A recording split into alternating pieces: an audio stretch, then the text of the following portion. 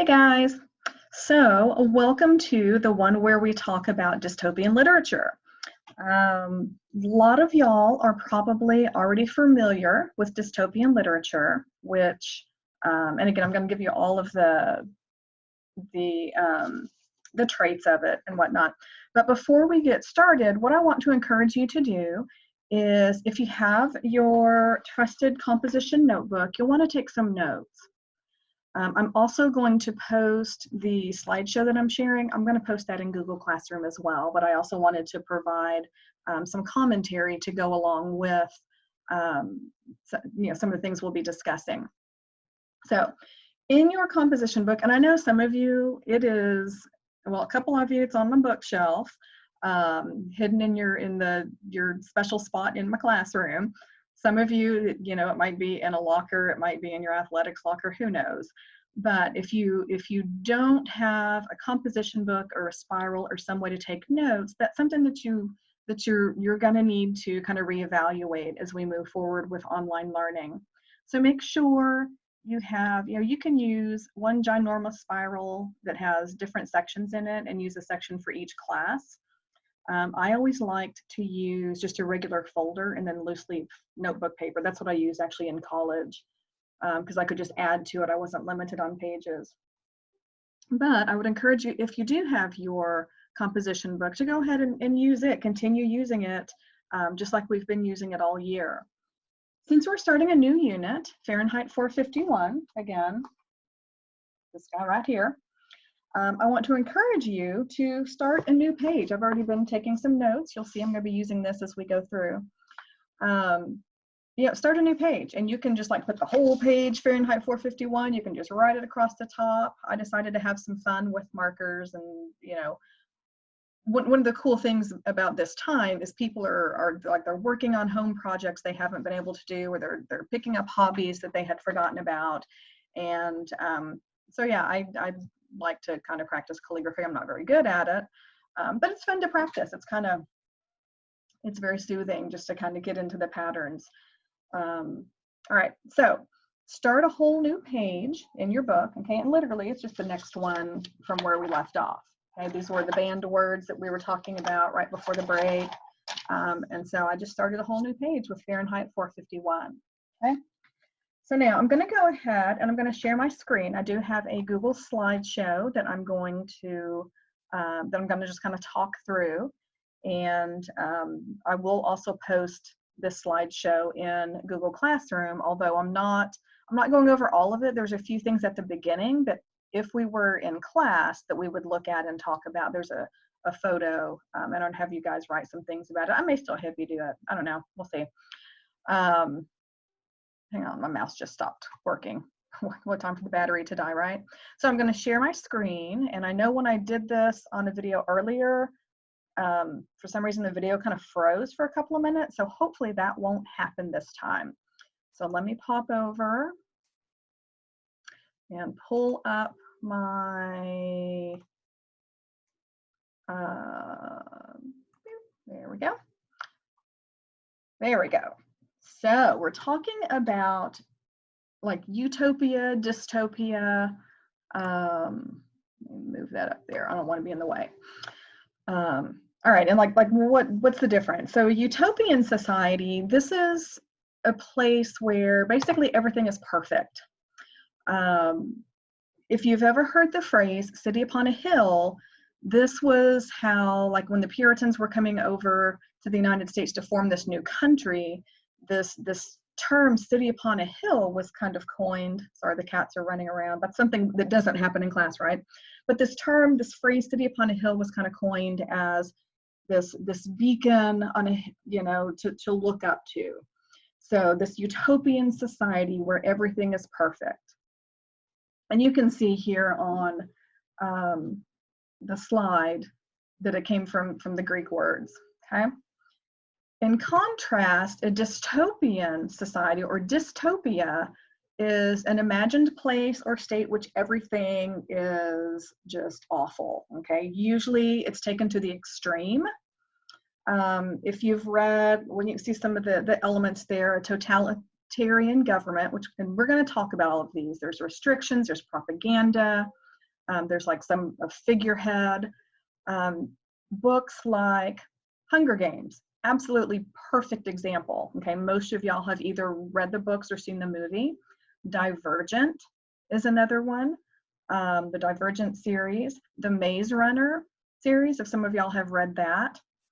The Legend series, which is another one. Actually met that author recently. Elements of Animal Farm in 1984 are also considered dystopian. I think a fly has flown in and the cats are just like running all over the place trying to get the fly. So anyway, sorry, I digress.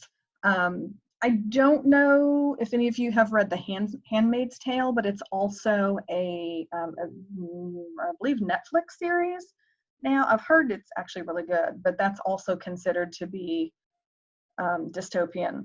Ready Player One, I know Brady, I know you were reading that. It seems like some others of you had read that one as well. That's considered dystopian as well. Lord of the Flies is considered dystopian, okay? So let's talk about what this totalitarian government looks like. So this type of government has absolute control over people's lives. Okay, it controls the media, it controls the economy, it restricts freedom of speech. And again, if you think about Hunger Games, you know, all of these things, you can totally see that. So the freedom of speech is restricted, especially if you're speaking out against the government. There's mass surveillance. And I'm trying to think of, it might be Hunger Games, where there's like these drones that kind of like spy, or it might be something I read for my book club. And then terror is used to control the citizens. Threats, bullying, things like that. Okay, seriously, like the cats are like running, you might hear some hissing in the background because now they're like frolicking and being, I don't know, being cats. All right, so restrictions. I'm sorry, this is just funny that like the cats are running around in the background. All right, so the restrictions, there's a restriction of information. You're not able to have any kind of independent thought. So if you have these thoughts, especially that go against the government, you'll be very, very punished. So you are expected to conform. There is no individuality. For example, you think about some of your friends you have, and you know, even just looking around the student body at school, and people have, you know, like coloring your hair pink, or I think of actually Al Roker on the Today Show, and he wears these like crazy blue glasses. There is no individuality. So there's, you know, like government issued things. Even almost a little bit in the movie MIB, Men in Black, where like all of their clothing is, that individuality is, it's not so much punished in that case, but there are the restrictions on the things that you can wear, things you can't wear, things you can say, not say, and you are expected to conform. And again, think about, Hunger Games is just like such a perfect example. It fits in with all of this so well. All right, so there's also a lot of propaganda. Propaganda, this was used a lot during World War II to try to, and now on many sides, but especially the US against Japan, Japan against the US, there was a lot of propaganda that was used to kind of manipulate how the public views certain aspects of society or certain elements. So facts are presented selectively, okay, and it's basically the way and the type of information that is spread, it's used to control the citizens, and it creates, I think this is interesting, it creates an emotional rather than a rational response. Y'all, that's a pathetic manipulation, okay? Pathos, we talked about that. This is one reason it's so important to be able to identify an ethical ethos or a credible, trusted source, because you need to be able to understand, is this biased information that's being presented, okay? All right, the figurehead, a person or even a concept that's worshipped by the citizens of the society. Hunger Games, again, there was that figurehead that was kind of controlling everything. The Lunar Chronicles, if you have, if anyone has read that, it's Cinder is the first book. There's Cinder. I don't remember all of them. I know Scarlet's one of them. Yeah, there's like 4 books in the series. It's a really good series. But there is this figurehead. Oh, I forgot her name. The queen that they're trying to overtake. But she is just basically worshipped by the citizens of society, and to go against that is you'll be highly punished. All right, also in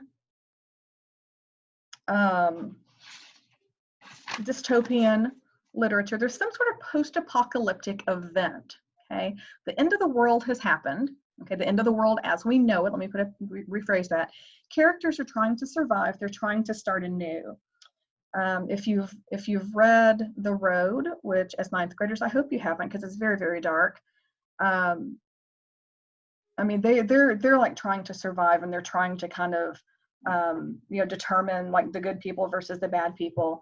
And usually this occurs as a result of a government collapse of some sort. There might be some sort of catastrophic event, like within The Road, it's some sort of catastrophic event that caused the world as we know it today to basically collapse. Okay. There was an end of civilization, again, due to some sort of catastrophe. It could be nuclear warfare, could be a plague, it could be, you know, something to do with outer space, be it an asteroid, be it an alien. Resources, they're running out of resources, and technology could be taking over. Again, The Road is a very desolate setting, so there's not so much the technology, but there's no more sources, and we don't really know what has happened in that one. All right, so again, just a very, very, very, very dark, very, very desolate, very, very different than what we know it today. All right. Oh wait, let me pop back over here. The technology takeover. Ready Player One is a perfect example of that type of situation. All right. So the outside world. There's this fear of the outside world. There's a fear of going outside of their 4 walls. There's this fear of drawing attention to yourself. It's very, very dangerous to draw attention to yourself and to be seen, okay? The life of the citizens, they generally live in terrible conditions. You know, if you think about, again, I know I keep going back to Hunger Games, but Katniss Everdeen and her family, they lived in like that very outer realm, which was very, very poor. So many times they also live in a dehumanized state. But yet the ruling class lives very, very differently than the rest of the citizen. They are almost considered, you know, this elite class, if you will, where, you know, they have plenty of food, plenty of resources somehow, whereas the citizens do not have that. They don't have, you know, wealth. They don't have money. They don't have the resources that the ruling class does. This setting, there are 2 extremes in the setting. It could be an agricultural, non-technological future world. That's kind of how The Road is, but it's not so much agricultural because the world, everything's very, very gray and very, very dark, and things aren't growing, whatever has happened. It's also very, very cold. Or it could be in a mega technological world, also known as cyberpunk. And again, I think of Ready Player One when I think of that second one. The protagonist in your dystopian literature, at first they don't know any other way of life, but yet and that actually looks like Katniss because she did the whole bow and arrow thing. At first they know no other way of life, but then they begin to question society. They feel trapped, they try to escape, and through their words, their actions, they help the audience to see what is wrong with this dystopian society. And y'all, this is totally a description of Katniss Everdeen. And I think that is all I have for you. So hopefully, and hang on, stop share, there it is. Hopefully you guys were able to jot down some of these things. I would love to know, what dystopian books have you read? Have you read any? I would love, as a matter of fact, I might have y'all do that. Just we'll put together, I'll put out a question on Google Classroom. What have you read, or what are some other examples that you might be able to think of? So hopefully you guys got some good notes. Again, you can always go back, look at the tips on taking notes online. And again, I will put this out there on Google Classroom, put the actual slideshow out on Google Classroom. So if you need to go back and look at some other things, you may. So good luck and happy weeding. Yes, happy weeding. Go out to the yard and do some weeding, and then read. So happy reading, and I look forward to seeing y'all again soon.